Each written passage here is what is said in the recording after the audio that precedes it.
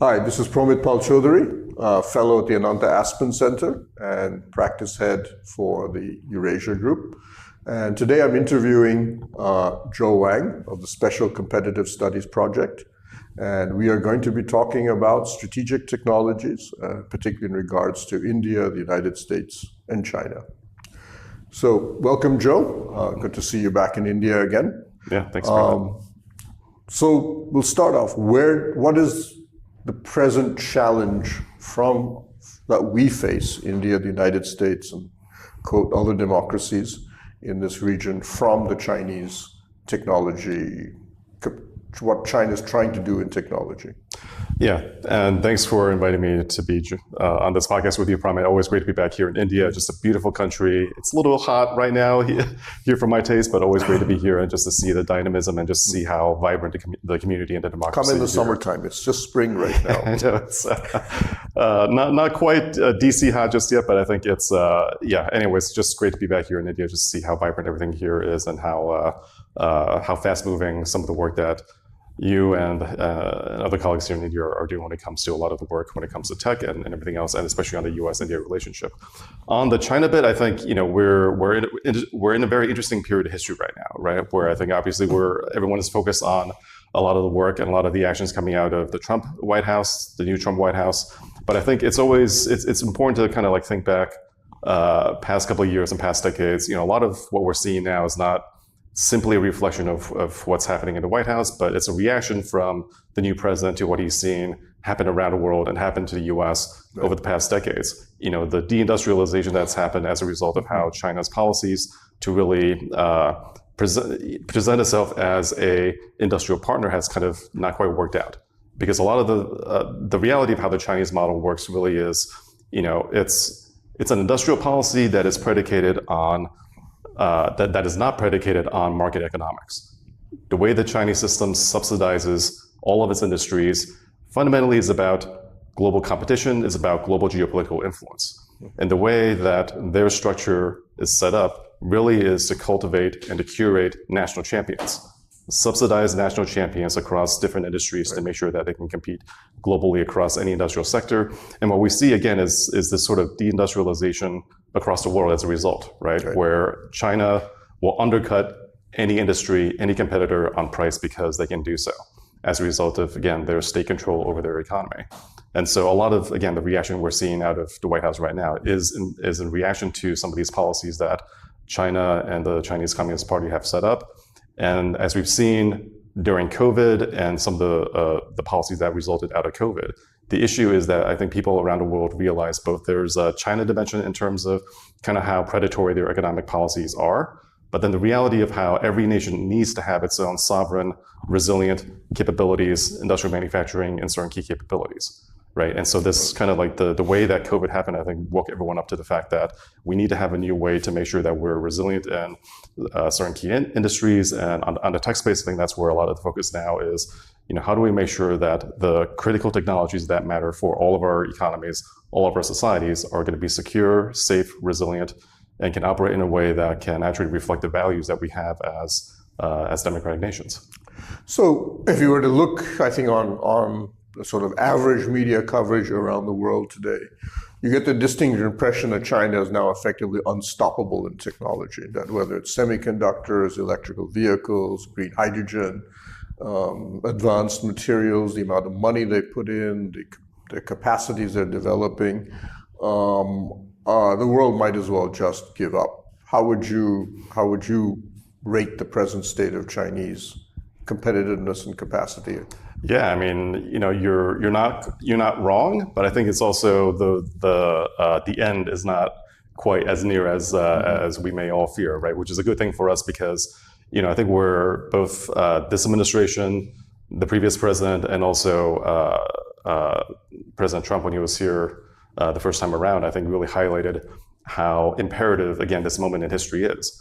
And the last president talked about how we're in a decisive decade, right, in terms of making sure that we are working with our allies and partners, and we're taking policies at home in the U.S. to position the U.S. to be ready for a lot of the challenges that we're talking about when it comes to a lot of the industrial needs that our nation and our partners need.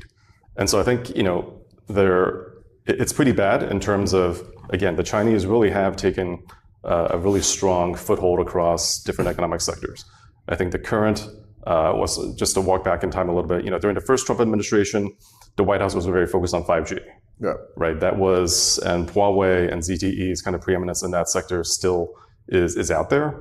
But I think we kind of rang the alarm bell quickly enough to make sure that people around the world kind of saw some of the threatening aspects of how using Chinese telecommunications equipment, digital infrastructure could be a backdoor to Chinese infiltration. And I think we were kind of seeing a little bit more competitive balance there, especially with some of the European partners like Nokia and Ericsson, right, being much more competitive as a result of some of the work that the first Trump administration did on 5G. You fast forward to today, I think one of the key sectors that we're worried about is electric vehicles. Yes. And you've seen Chinese production just really skyrocket up in the past really two years. And to think about how quickly they've been able to assemble the pieces of an electric vehicle so quickly together on the battery side, on the manufacturing side for a car chassis, and just the software for how these vehicles operate, right? Like how quickly they've scaled up, I think, is a great example of how their model works. They're very good at taking innovations that others have invented, right? And they're very good at, again, the industrial scale of lowering the cost of manufacturing, and then again, kind of like dumping these goods around the world in a way that makes any other competitor really not competitive on price. And so, we're seeing more and more people around the world recognize these challenges when it comes to China's predatory economic actions. But the problem that we have now is how do we organize ourselves? How do we work? How does the U.S. work with allies like India to make sure that we can put in place the right policies to work together in the critical areas that matter for both sides, and do so in a way that's mutually beneficial, that's transparent, that's good for both sides. I think, and part of the problem that we have now is with the new president. A new president always comes in with a lot of big ideas, a lot of energy. And so I think we'll see some sort of stability in the coming months as things kind of settle down, as cabinet officials are confirmed, the sub-cabinet officials are confirmed to help carry out the president's directives. And, and I do think, we will see more action from the U.S. on how do we pull together allies into a more coherent framework to work on different areas of the economy together. Because, again, I think especially with some of the tariff policies now coming out of the U.S. being very focused on what China is doing, I think that the reciprocal nature of how the president has identified part of the challenge that we have in dealing with China is a key thing that actually is not just a U.S. problem, right? It's a problem that the entire world has in terms of reciprocity with China on, again, its industrial predatory activities. And so there is a lot of room for us to work together to push back and work together to make sure that we can invest together in each other's economies, and in a good way to make sure that there's alternative to what the Chinese are doing. So, you've mentioned the Chinese capacities. The capacities are huge. Their efficiencies, their knowledge in industrial production. You've talked about their ability to take technology from around the world and put it together. But you don't talk that much about Chinese innovation itself, in and of itself. How far do you think they've gone on the innovation side? It's a great question. So I always say there's two bits to innovation, right? And what you're talking about is the leading edge, cutting edge technology, and whether or not the Chinese really are pushing ahead and inventing new things.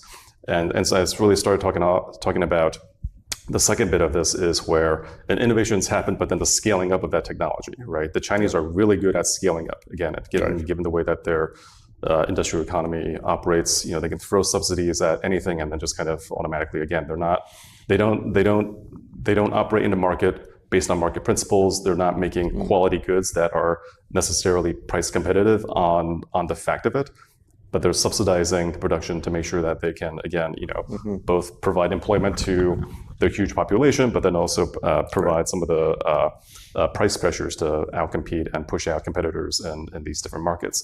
So on the cutting edge innovation front, right? I think it's a really great question.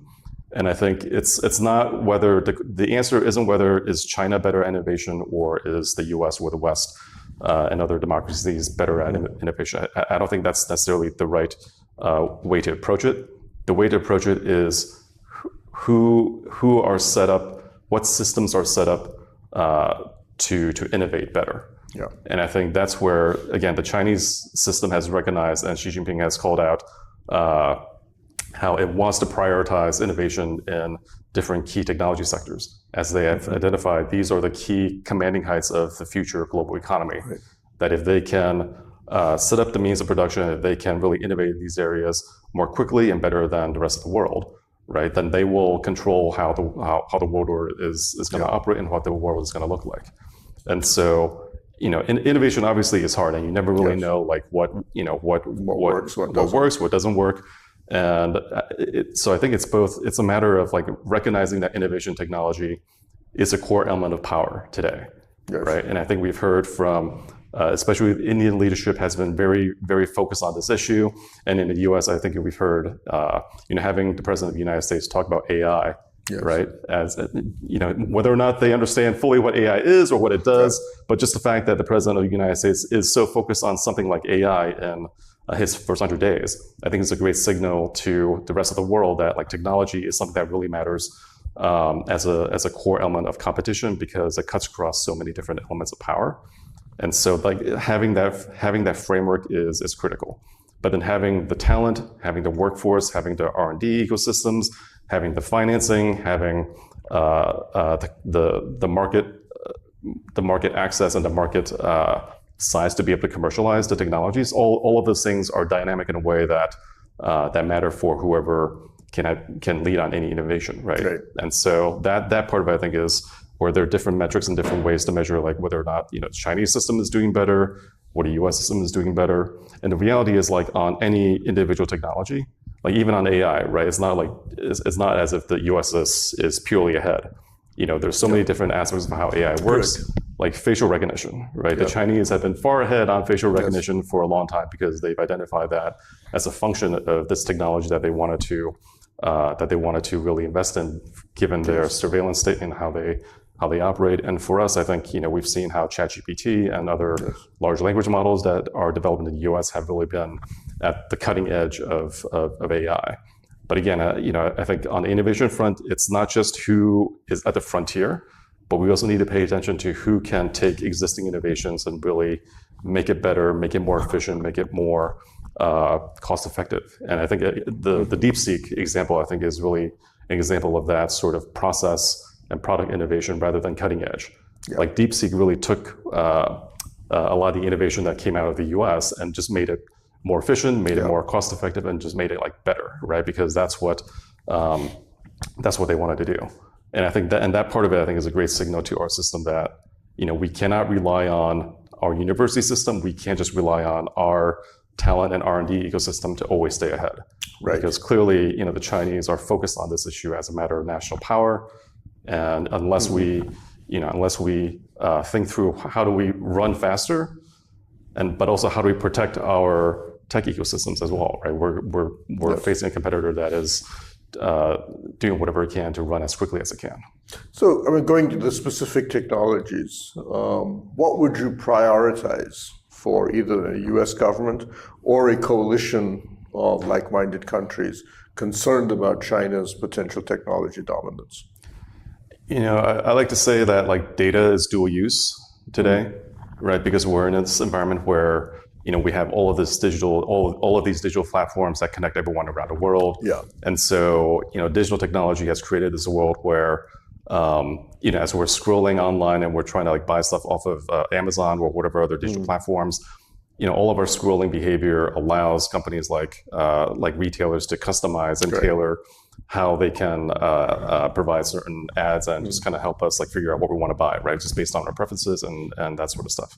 But then that sort of modeling of individual behavior can also be weaponized to either send us information operations or conduct information operations on us to sway our political views or just kind of influence us in a way that another nation state actor may want to undermine kind of the integrity of our information environment, right? So if data is dual use, then like the first order principle is we need resilient, secure, and safe digital infrastructure. Right. So that's 5G, that's telecommunications, that's cloud infrastructure. Like all of those base layers of digital communications has to be safe and secure. Right. And so in many ways, it gets back to that 5G conversation that we started almost 10 years ago now. and making sure that we have a way to work with our allies and partners to have that secure digital infrastructure. And then the next layer on top of that is going to be AI, because AI is such a transformative technology, and we've written about this at SCSP since our inception in 2021, but also before that, when a lot of us worked at the U.S. National Security Commission on Artificial Intelligence. Like, AI is such a powerful general purpose technology that it'll enable other fields like future energy generation and storage, like fusion, and also advanced batteries. It'll impact biotech. It'll impact a lot of different technologies, and so getting AI right is a core matter for our nation, obviously. And I think we have there's a large focus with the new administration as well on getting out a new AI strategy and just some of the investments that are needed to ensure that we can continue to power like the data centers that go into the cutting edge models that the U.S. The U.S. really still is leading at in terms of, again, staying at the frontier edge of AI. So you've spoken about the need for America to cooperate with like-minded countries regarding technology, and obviously we have a fair number of bilateral agreements stretching along in these areas with whether Australia, Japan, and so on, and even with some European partners, and we have arguably the first real strategic technology coalition in the form of the Quad. What more needs to be done on this front? I mean, how do you develop a multilateral response on something as difficult and fragmented as strategic technology? No, it's a great question, and obviously it's a hard question and with hard answers, right? I think you pointed out a Quad, which is just one of the terrific new alliance architectures that the U.S. has really worked with India, Australia, and Japan to build out. But so just to take one step back, I think that the two issues on like dealing with China and then dealing with tech, right? Both China and tech are global challenges and opportunities that we need to rack our heads around now for this new era of competition. And so what we need really is, as we think back, over the previous era of history, like the U.S. and our allies really set up regional alliance structures to deal with regional problems, right? NATO was there to deal with the Soviet Union and Russia. Our alliances with Japan, Korea, Australia were there to deal with like some of the various challenges here in the Pacific, right? And so as we zoom out to see that there really are new global challenges, we need a new global approach to tackle some of these issues, and so that means like how do we bring European allies and partners to recognize and understand and help Asian allies deal with the problems that are going to be here across the Indo-Pacific, I think is one of the key things that we need to do. But also bringing Asian allies to engage constructively, bilaterally, multilaterally with the allies in Europe to help them understand what's going on in their region as well, right? So it's more of that Europe, Asia, and also bringing it Global South. Global majority partners is a huge part of how we need to conceptualize a new alliance architecture. And the problem is like it's so huge, right? Like literally, how do we tie together an entire world in a more cohesive way is just something that we haven't had to deal with arguably since 1945. And again, like the regional approach has worked out really well.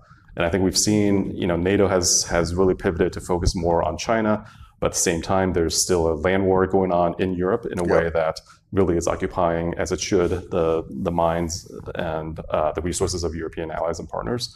And so, like, how can the U.S. kind of continue to serve as that convening, bridging, and leadership role to bridge the allies around the world to deal with these global challenges really is a big deal. And so, I mean, easy steps I think really are, as we think about the Quad was created for a very specific purpose back during the 2004 tsunami, right? And so, as it's evolved and it's both in both its work and its function, integrating new partners like Korea is there, Taiwan is there. I mean, Philippines are also there, right? So, like, what are new ways to bring in new partners into new constructs is something that the U.S. really needs to think through. And again, the issue is, we shouldn't just have alliances for the sake of an alliance, right? These need to be directed and built and organized to deal with specific problems. And I think there's plenty to deal with when it comes to the China problem set. Obviously, the Quad has touched on this over past number of years. On the technology front, I think there's a lot that AUKUS has done, right? I mean, AUKUS Pillar 2 is really, I think, where there's going to be a lot more cooperation and actually a lot more innovation when it comes to alliance cooperation. And so like using the AUKUS, Quad, and other models to kind of think through what are new ways to work with the key allies and partners on the things that actually matter for all of us is something the U.S. is going to have to think through. And again, because the core problem is like the world has changed. Yeah. The world has significantly changed from what it was not even just like 5 years ago, right? And so like how do we understand the problem as it is? And there are real structural economic problems that China poses, not just for the US, but for the entire world. And there are real structural problems that new technologies like AI, but also new opportunities that technologies like AI and biotech, fusion, quantum will unlock for our societies. And so understanding all of these things anew is part of this era that we're in. And the core thing that still ties like a US and India, it's our values, it's our principles. Right? These are still fundamentally diametrically different than the values and principles that drive the Chinese Communist Party. And so figuring out how like democracy fits into a new AI world is part of the challenge that we need to work with our allies and partners on. Well, a lot of the world seems to be hedging on that front. So I think Southeast Asia in particular, even Europe is still somewhat ambivalent about where they want to go, the Persian Gulf states. So it's still yet not really a US versus China or a China versus ex-China world in terms of technology, definitely in terms of connectivity and so on. How hard will it be for those countries to maintain a hedging strategy, in your view, over the next 5, 10, 15 years?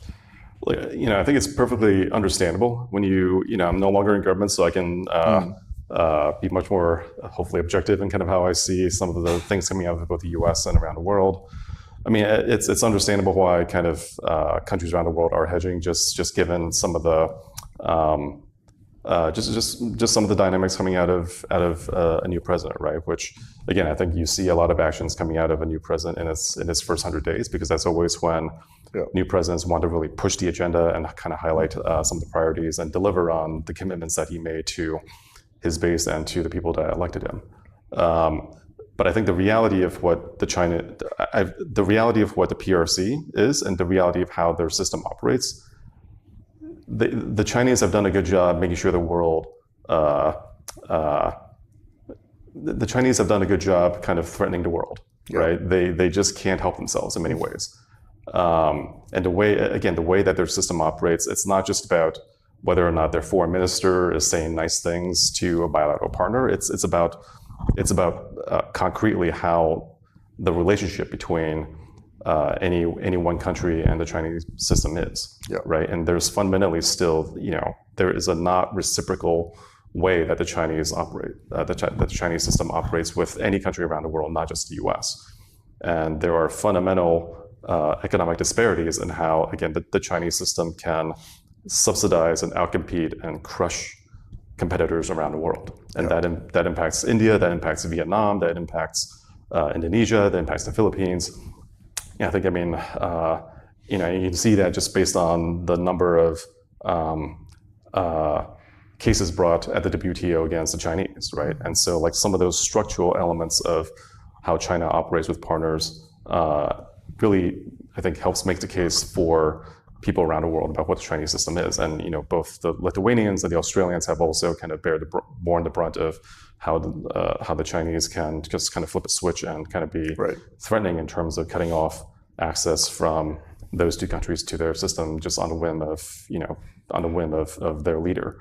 And so the hedging, I think, it's a good reminder for the U.S. about the way that the world has changed, right? Yeah. And the U.S. can't just kind of walk around the world and dictate how the world works in the same way that it could have maybe 20 years ago.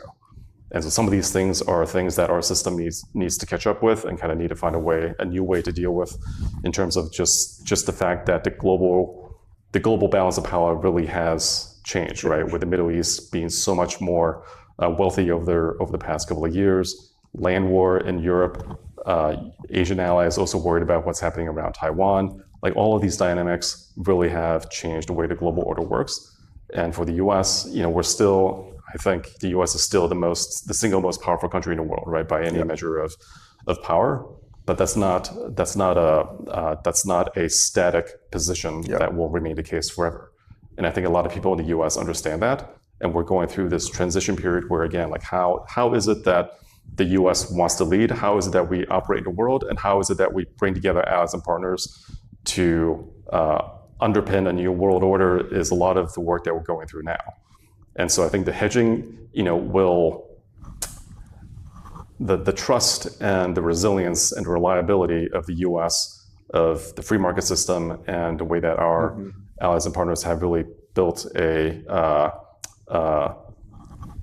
rules-based system, I think, will prevail in the sense that people want reliability, right? They want to know, they want to work with partners that are transparent. They want to work with partners that will abide by shared rules, and they want to work with partners that are going to be reliable in terms of how they work with partners reciprocally. And again, on these basic points, the Chinese just don't operate the same way. And so as people go along, I think they'll realize that there is a better partner, there's a better way of doing business than how the Chinese do. And so, there's always going to be some element of cooperation with the Chinese, just because, like, on certain areas, there will not be a sort of national security risk that is so critical for us to kind of silo and cordon off from access and engagement with the Chinese. Like, maybe on agriculture, right? If every nation wants to be resilient on agriculture, but at the same time, like, the agricultural market may not quite be the national security, may not have the same sort of national security risks as, say, the semiconductor or 5G or other digital economy issues, where, again, there are real dual-use threats from data in a way that, like, we need to find a way to make sure that our systems are resilient and we have a more secure way to operate with key allies and partners. Well, thank you. And as you know, that the Modi and Trump summit in February, we in fact gave the word trust to the new, the latest version of the Indo-US technology cooperation ecosystem that we're trying to develop. Thank you, Joe. It's been a pleasure. Thank you, Pramit. Great to be here with you.